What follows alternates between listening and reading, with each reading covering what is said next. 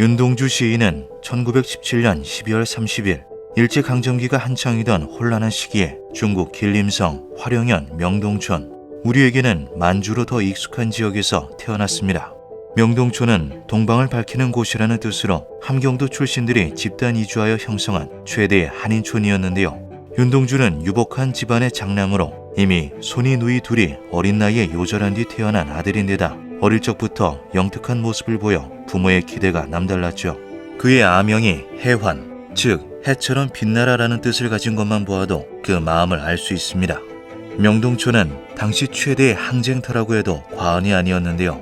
당시 중국 또한 일본의 치하 아래 있었지만 대한제국에 비해서는 다소 느슨했기 때문에 많은 독립운동가들이 만주로 모였죠. 그러한 분위기 속에서 윤동주 또한 어릴 적부터 민족교육과 항쟁에 깊은 관심을 가졌습니다. 그의 아버지 윤영석은 소학교 교사로 영특한 장남의 교육에 갖은 노력을 아끼지 않았는데요. 덕분에 윤동주는 친척이자 깊은 우정을 나눈 친구 송몽규와 소학교에 이어 중학교까지 함께 입학하여 공부하게 되죠. 송몽규는 독립운동의 뜻을 품고 일찍이 백범 김구가 주관하던 낙양군관학교에 입학하고 윤동주는 고등교육을 위해 공부를 이어갑니다. 그러던 1936년 독립운동가 이웅산하에서 활동하던 송몽규는 일본 영사관 경찰에게 체포되고 마는데요. 이 때문에 요시차린, 즉 사상적으로 국가나 행정에 위협이 되는 인물이라 판단되어 일본 당국의 지속적인 감시를 받게 되죠. 두 사람은 함께 1938년 경성의 연희전문학교 문과과정에 입학합니다. 윤동주는 연희전문학교에서 많은 독립운동가들에게 공부를 배우는데요. 특히 최연배로부터 영향을 많이 받았던 윤동주는 일제로부터 금지되었던 조국의 언어, 조선어로 된 시를 쓰기 시작하죠. 별 해는 밤, 자화상, 십자가, 슬픈 족속 등 그의 대표작들이 바로 이 시기에 작성된 것입니다.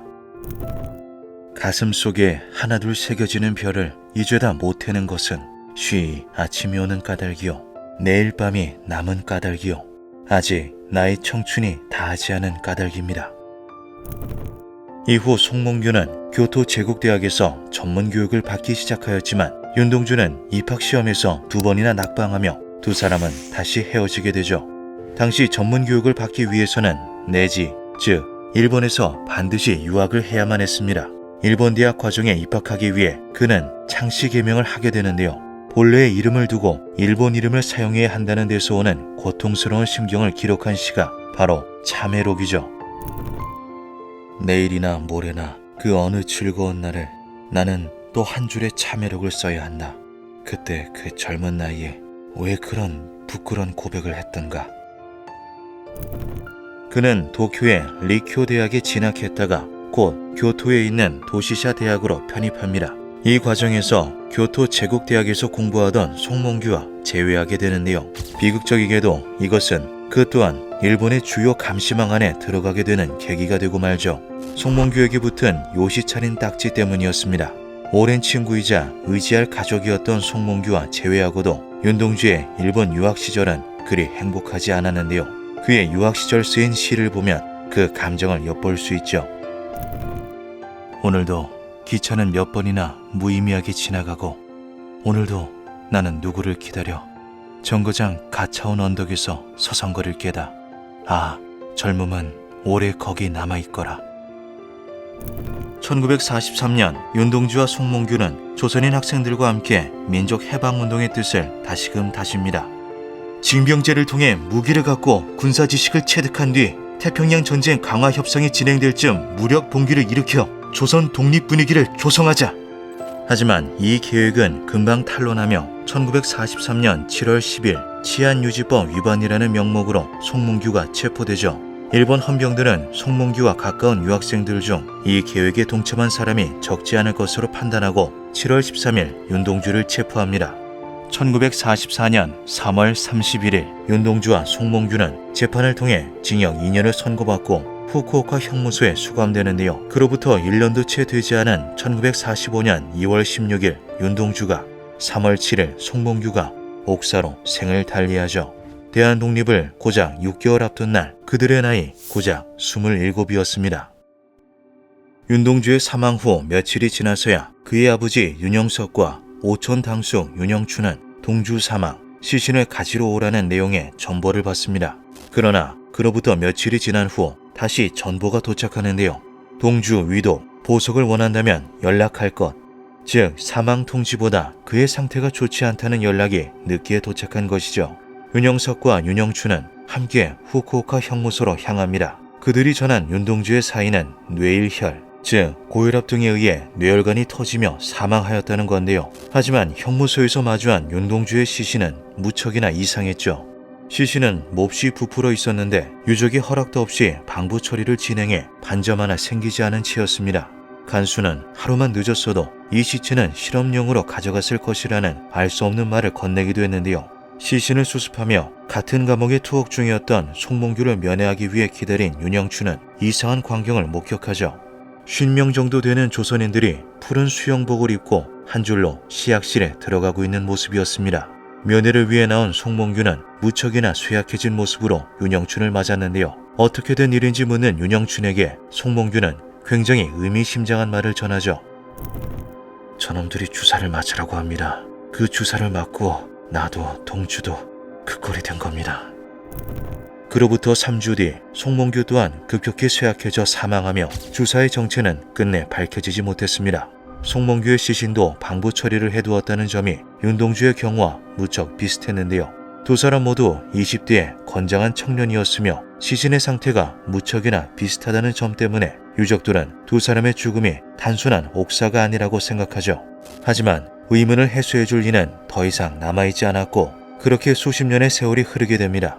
마지막으로 송몽규를 면회한 윤영춘은 그들의 죽음에 대해 꾸준히 의문을 제기했는데요. 그는 1952년 고 윤동주에 대하여라는 글을 발표, 다시 보완하여 1976년 명동촌에서 후쿠오카까지라는 제목으로 대중 앞에 내놓죠.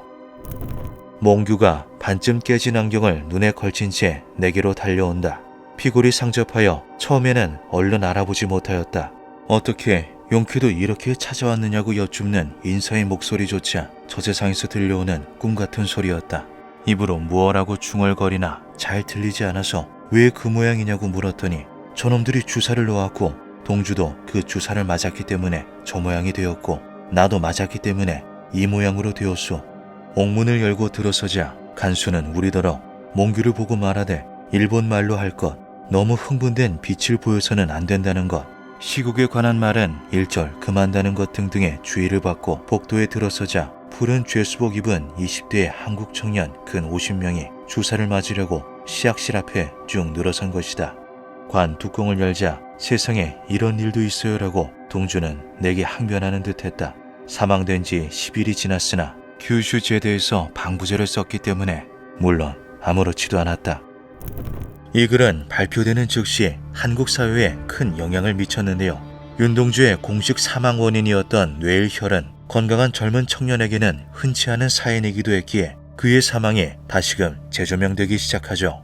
윤동주가 단순히 시인이 아니라 독립운동가였다는 사실 또한 부각되면서 이 사건은 일본의 비인도적인 만행과 독립투사의 비극을 상징하는 사건으로 자리 잡습니다. 그러나 안타깝게도 이에 대한 물적 증거는 어디에도 남아있지 않았는데요.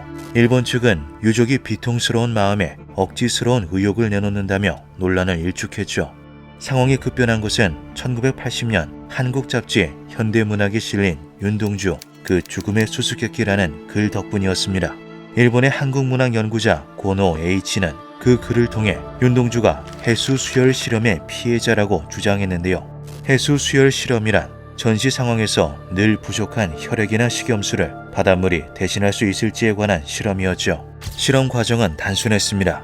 멀쩡한 인간의 몸, 그것도 동맥이나 정맥에 직접적으로 정제된 바닷물을 찔러넣고 경과를 지켜보는 것이었는데요.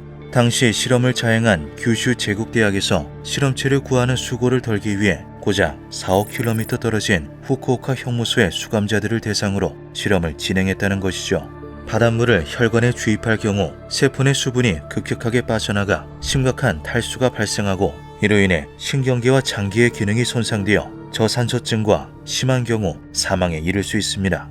만약 윤동주가 이 실험의 피해자였다면 해수 주입으로 인해 혈압이 치솟으며 뇌일혈을 일으켰을 가능성이 높은데요. 증거가 없다는 이유로 비판에 휩싸이기도 했던 윤영춘의 주장은 고노 H의 글과 맞아떨어지며 다시금 주목을 받게 되죠. 학계의 언론은 발칵 뒤집혔고 대중들의 분노는 하늘을 찌릅니다. 빗발치는 해명 요구에 일본 정부는 그런 일 없다는 말로 제기된 모든 의혹을 부정했는데요.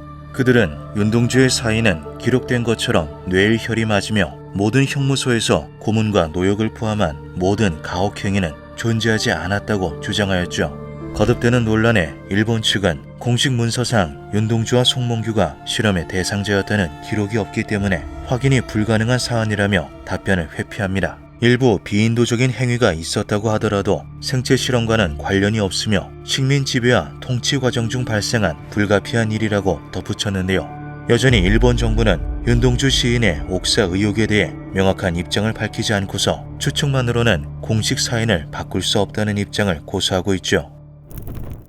1990년 8월 15일 광복 45주년 대한민국 정부는 윤동주 시인의 옥사를 순국으로 인정하고 건국 훈장, 독립장을 추서합니다.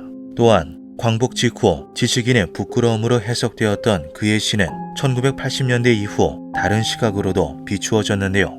동시대의 이육사처럼 무장투쟁에 나선 저항 시인에 비해 내성적인 경향이 있다고 평가되던 윤동주의 시는 생체 실험의 피해자일 가능성이 높다는 주장과 함께 금지되었던 고국의 언어로 시를 썼던 점, 민족의식을 고취하기 위해 노력했던 점 등이 주목받으며 항쟁의 의미로 재해석되기 시작하죠. 인생은 살기 어렵다는데 시가 이렇게 쉽게 쓰여지는 것은 부끄러운 일이다. 육첩방은 남의 나라, 창밖에 밤비가 속살거리는데 등불을 밝혀 어둠을 조금 내몰고 시대처럼 올 아침을 기다리는 최후의 나. 나는 나에게 작은 손을 내밀어 눈물과 위안으로 잡는 최초의 악수. 김요한 밤이었습니다.